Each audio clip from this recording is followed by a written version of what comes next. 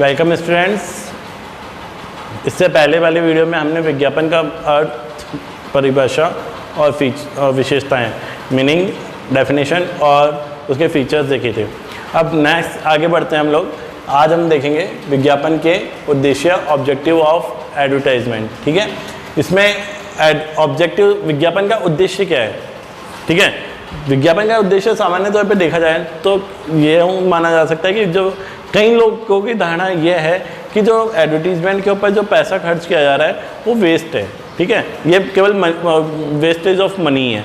ठीक है, और इससे कई लोग कहते हैं कि हमारी संस्कृति को फर्क पड़ता है। कई लोग कहते हैं कि इससे लागत बढ़ जाती है, कॉस्टिंग जो है वो बढ़ जाती है, लागत बढ़ जाती है, क्योंकि जो विज्ञापन के ऊपर जो खर्चा किया जा रहा है वो कस्टमर को ही तो एंड में चेक जो है पे करना होता है या उस प्रोडक्ट के मूल्य में ऐड कर दिया जाता है। ठीक है, और कई जो व्यक्ति है उनका यह मत होता है कि जो एडवर्टीजमेंट के ऊपर जो पैसा खर्च किया जा रहा है वो एक तरह से क्या है, इन्वेस्टमेंट है, विनियोग है। क्यों? क्योंकि आपके द्वारा विज्ञापन के ऊपर किया गया थोड़ा बहुत भी खर्चा, ठीक है, या विज्ञापन के ऊपर जो भी आप एक्सपेंसेस कर रहे हो वो कहीं ना कहीं आपको कंटिन्यूसली, ठीक है, आपको उस प्रोडक्ट की नॉलेज, जो उस प्रोडक्ट के बारे में लोगों तक पहुंचता रहेगा और आपके जो कस्टमर्स हैं उनको भी उसकी नॉलेज मिलती रहेगी और वो उसको परचेज करने के लिए मोटिवेट होते रहेंगे। यानी आप एक बार इन्वेस्ट करें और बार बार उसका फ़ायदा पाएँ, तो इसलिए इसको इन्वेस्टमेंट भी माना है। ठीक है, सबसे पहले अब हम आगे बढ़ते हैं। उसमें हम लोग सबसे पहले इसका उद्देश्य देखते हैं। जो फर्स्ट जो इसका जो ऑब्जेक्ट है वो है to increase sales. The advertisement increases sales. जो विज्ञापन है वो विक्रय को बढ़ाता है। कैसे? क्योंकि जो विज्ञापन है वो क्या करता है कि जो डिमांड है, ठीक है, वो लोगों के बीच में बनाए रखता है। जैसे एक एग्जांपल, कोई प्रोडक्ट नया आया, अब वो प्रोडक्ट नया मार्केट में आ तो गया पर लोगों तक तो नहीं पहुंचा, तो लोगों तक what the means of communication to reach for the customer, customer के पास में कैसे पहुंचाया जाए उस प्रोडक्ट को, किस तरीके से उस प्रोडक्ट को कस्टमर तक पहुंचाया जाए, ये हमें ये बताएगा कौन? विज्ञापन। कैसे पहुंचाया जा सकता है उससे, जो इसका जो सबसे पहला और जो आखिरी जो विज्ञापन का उद्देश्य होता है, फर्स्ट और लास्ट, वो क्या है? टू इंक्रीज सेल्स, विक्रय में वृद्धि करना। ठीक है, अब वही मैंने आपको बताया कि जो नया प्रोडक्ट आएगा वो अपने मार्केट के अंदर जब भी आएगा तो वो किस उद्देश्य से आएगा? अपने प्रोडक्ट को बेचने के लिए। अब वो मार्केट में आने के लिए वो किस मीन्स का यूज़ करेगा? वो किसका यूज़ करेगा? एडवर्टीजमेंट का। ठीक है, अब जो और कंटिन्यूसली जो प्रोडक्ट है उसकी जो डिमांड है, उसकी जो मांग है, ठीक है, उसको भी बनाए रखने के लिए क्या किसका सहारा लेना होगा? हमें एडवर्टीजमेंट का सहारा लेना होगा। ठीक है, यहाँ ये पॉइंट क्लियर है, right? Second, create new customers. As I told you, आप मान लीजिए आपका प्रोडक्ट है, अब काफ़ी टाइम से मार्केट में है, ठीक है, अब वो जो प्रोडक्ट है वो मार्केट में भी है, पर अब आपको केवल वो कस्टमर तो आपका प्रोडक्ट को परचेज कर ही रहे हैं। अब नए जो कस्टमर्स हैं उनको हम किस तरीके से जोड़ें? तो उसके लिए जो कंपनी है वो क्या करती है? अपने एडवर्टीजमेंट को नए नए तरीके से आपके सामने प्रस्तुत करती है, आपके सामने परोसती है। जैसे हम एक एग्जाम्पल ले लेते हैं, मान लीजिए कोका कोला। आपने भी देखा होगा कभी कभी कोका कोला का ऐड, कभी तो जो है कोई और इसको जो ही आपके जो फिल्म स्टार है वो कोई शूट कर रहा है, कभी कोई शूट कर रहा है, कभी किसी नए थीम के साथ में आ रहे हैं, कभी किसी नए टैगलाइन के साथ में आ रहे हैं, कभी किसी नए तरीके से उसको प्रेजेंट किया जा रहा है। वो सब क्यों किया जा रहा है? क्यों? क्योंकि जो कस्टमर्स हैं वो तो बने हुए ही हैं। पहला तो उनका काम क्या है? उन कस्टमर को बनाए रखना। सेकंड क्या काम है? अपनी जो प्रोडक्ट है उसकी सेल को बढ़ाना। तो सेल बढ़ेगी कब? जब आपके नए कस्टमर भी आपके उस प्रोडक्ट को परचेज करने लगेंगे। तब वो नए प्रोडक्ट को परचेस करने के लिए किसका सहारा लेना होगा? एडवर्टीजमेंट का। अब जो एडवर्टीजमेंट ऑलरेडी आ रहा है, ठीक है, जो चल रहा है, उसको आपको क्या करना होगा? नए ढंग से प्रस्तुत करना होगा, हमेशा नए तरीके से लाना होगा। प्रोडक्ट में कुछ चेंजेस करने होंगे, प्रोडक्ट की जो डिज़ाइंस हैं, प्रोडक्ट की जो प्राइस है, प्रोडक्ट के लिए जो आप स्ट्रेटजी अपनाते हैं, उनको भी आपको नए नए तरीके से आपको लाना होगा। और जब आप इन तरीकों को, प्रोडक्ट को नए नए तरीके से लाएंगे तो डेफिनेटली आपके जो कस्टमर्स हैं वो बनते चले जाएंगे। ठीक है, आगे सबको समझ में? तो जो एडवर्टीजमेंट है वो आपके जो नए जो कस्टमर्स हैं उनको भी बनाने में क्या करता है? सहयोग करता है। उनको भी जो बने हुए हैं उनको बनाए रखने में, और जो नहीं बने उनको बनाने में एडवर्टीजमेंट काफ़ी महत्वपूर्ण योगदान देता है। ठीक है, आगे बढ़ते हैं। Third, entry in new market. जैसे मैंने अभी आपको पहले भी बताया था कि कोई भी प्रोडक्ट यदि बाजार में आता है तो उसकी एंट्री ऐसी ही नहीं हो सकती कि भाई साहब प्रोडक्ट मार्केट में आ गया, अब हाँ भाई लोगों को पता चल गया वो खरीदें। लोगों को तो पता भी नहीं चलेगा। लोगों को पता कब चलेगा? जब वो प्रोडक्ट लोगों को मालूम होगा, और जब वो प्रोडक्ट लोगों को मालूम होगा तब लोग यानी कस्टमर्स उसकी क्या करेंगे? डिमांड करेंगे, मांग करेंगे। जब वो मांग करेंगे, जब वो उसकी डिमांड करेंगे तो जो आपका रिटेलर है वो डिमांड करता है होलसेलर को, होलसेलर फिर डिमांड करता है स्पॉन्सर को कि भाई लोगों को आपने जो एडवर्टीजमेंट किया था वो प्रोडक्ट लोगों को चाहिए, उनकी डिमांड है। तो फिर उसकी डिमांड लोगों तक पहुंचाने के लिए स्पॉन्सर उसको वो प्रोडक्ट को अपने होलसेलर और रिटेलर तक पहुंचाता है। ठीक है, जब ये जो प्रोडक्ट है जब ये बाज़ार में एंट्री करता है तो उसके लिए सबसे मेन जो हेल्प करता है वो कौन करता है? एडवर्टीजमेंट। ठीक है, आ गया समझ में? तो जो भी आपके जो नए, यदि आप न्यू मार्केट में आप एंट्री करते हैं तो वो क्या करता है कि जो आपके जो कस्टमर्स हैं उनकी जो ओल्ड हैबिट्स थी उनको वो चेंज करके जो न्यू हैबिट्स हैं, यानी कि जो प्रोडक्ट जो नए तकनीक के साथ में, न्यू टेक्नोलॉजी के साथ में, नए कुछ डिज़ाइन के साथ में है, तो उनको वो यूज़ करने के लिए मोटिवेट करता है, और वो जो लोग हैं उसको खरीदने के लिए जो है मोटिवेट होते हैं, और इससे जो आपके कस्टमर्स हैं, ठीक है, उनके वो भी बढ़ते हैं। अब नेक्स्ट, इसके बाद जो फोर्थ पॉइंट है एडवर्टीजमेंट के ऑब्जेक्ट का, वो है टू अट्रैक्ट मिडिलमैन। मिडिलमैन कौन है? होलसेलर और मिडिलमैन, रिटेलर। कौन है मिडिलमैन? होलसेलर और रिटेलर। ये कौन है? मिडिलमैन है। अब जो मिडिलमैन है वो कैसे अट्रैक्ट होंगे? देखिए, जब प्रोडक्ट मार्केट में आता है एडवर्टीजमेंट के थ्रू, तब जैसे मैंने आपको बताया कि उसकी डिमांड होती है। जब डिमांड होती है तो डिमांड कहाँ जाती है?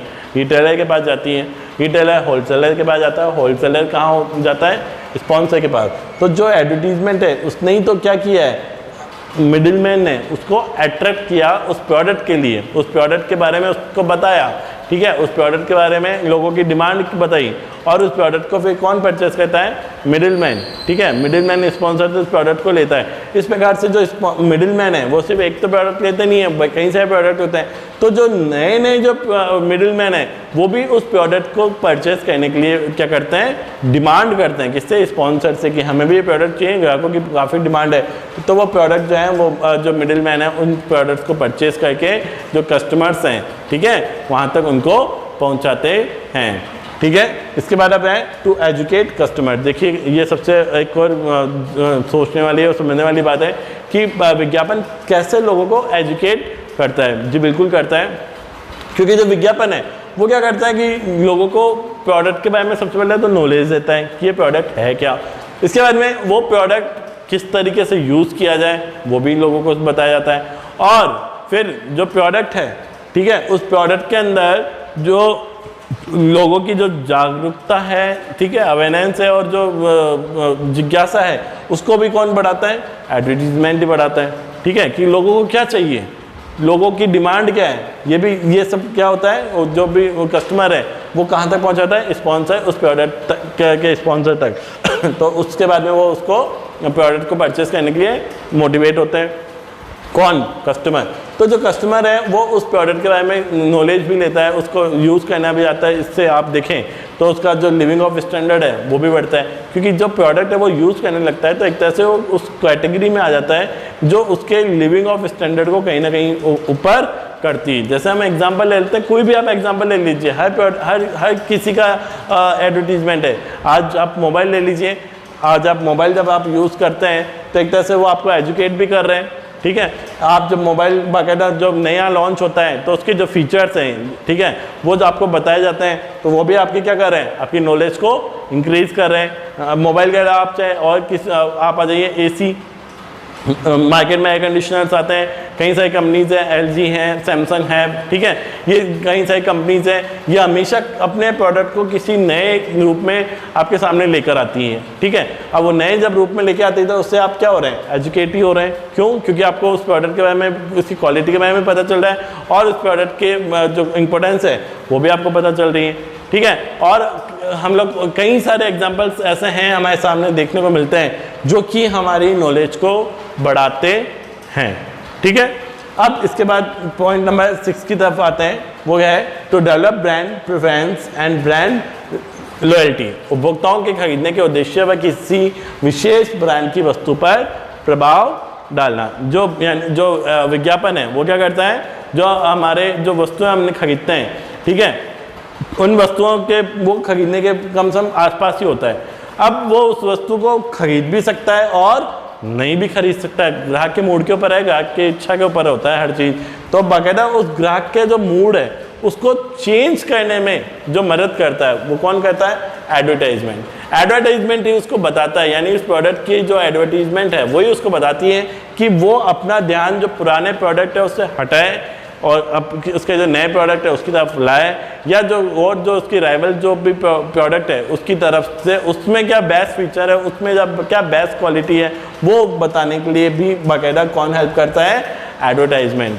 ठीक है, इसके बाद next point 7, to increase the frequency of use and create habit of repeated purchase. देखिए यहाँ ये भी एक अच्छी बात है कि आपने एक बार तो प्रोडक्ट परचेज कर लिया, अब एक बार तो आपने कंपनी को क्या हुआ, आप उसके कस्टमर बन गए, लेकिन कंपनी क्या आपको एक ही बार कस्टमर बनाना चाहती है, नहीं।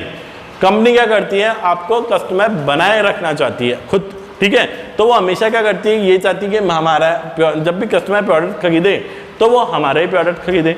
तो उस डिमांड को बनाए रखना और उस कस्टमर को हैबिट को बार बार रिपीट करना भी किसका उद्देश्य होता है, एडवर्टाइजमेंट का ही उद्देश्य होता है कि जो हमारा जो कस्टमर है वो हमारे इस प्रोडक्ट से जुड़ा हुआ रहे, ये जो कस्टमर है हमारे ही प्रोडक्ट को परचेज करे, ये जो कस्टमर है किसी अन्य जो राइवल्स जो प्रोडक्ट्स हैं जो कंपनी हैं उनकी तरफ उसका ध्यान न जाए, और वो कंपेयर भी यदि करें तो हमारे प्रोडक्ट के जो क्वालिटी है उससे बेहतर उसको और कोई क्वालिटी ना मिले। ठीक है, तो यहाँ पे इसका ये वाला जो ऑब्जेक्ट है वो क्या वापस क्या बता रहा है कि जो कस्टमर है उनकी जो फ्रिक्वेंसी ऑफ यूजेज हैं और जो हैबिट ऑफ जो हैं हैबिट ऑफ रिपीटेड जो परचेज हैं वो उसको कंटिन्यू बढ़ाने में मदद करता है, कौन, एडवर्टाइजमेंट। और इसके बाद जो लास्ट पॉइंट है, to overcome and face competition, यानी जो प्रोडक्ट है, अब जो एडवर्टाइजमेंट का जो लास्ट जो ऑब्जेक्ट है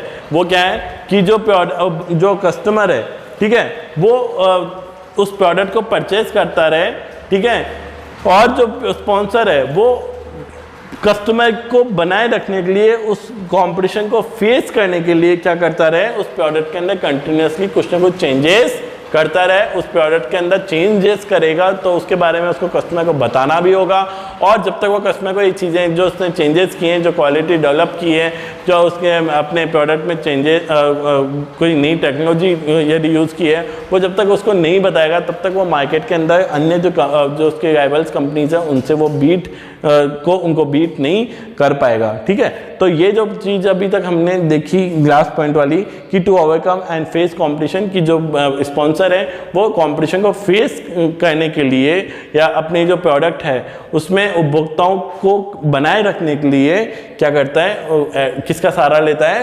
एडवर्टाइजमेंट का। और एडवर्टाइजमेंट के थ्रू ही वो अपने प्रोडक्ट को लोगों के बीच में सबसे पहले इंट्रोड्यूस करवाता है और एंड टिल एंड परचेज यानी खरीदने तक उसको बनाए रखता है। इसके बाद में वापस उस एडवर्टीजमेंट के थ्रू उस प्रोडक्ट को जो है कंटिन्यूसली परचेजिंग के लिए या रिपीटेड परचेजेस के लिए मोटिवेट करता रहता है। और जो नए और इसके अलावा जो एक नया जो और चीज़ कि वो न्यू कस्टमर्स को भी मार्केट से तलाशता सर्च करता रहता है और उसको उस प्रोडक्ट को यूज़ करने के लिए मोटिवेट करता रहता है। ठीक है, तो ये आपके सामने कुछ ऑब्जेक्टिव्स थे किसकी एडवर्टीजमेंट के जो अभी मैंने आप लोगों के साथ में डिस्कस किए हैं।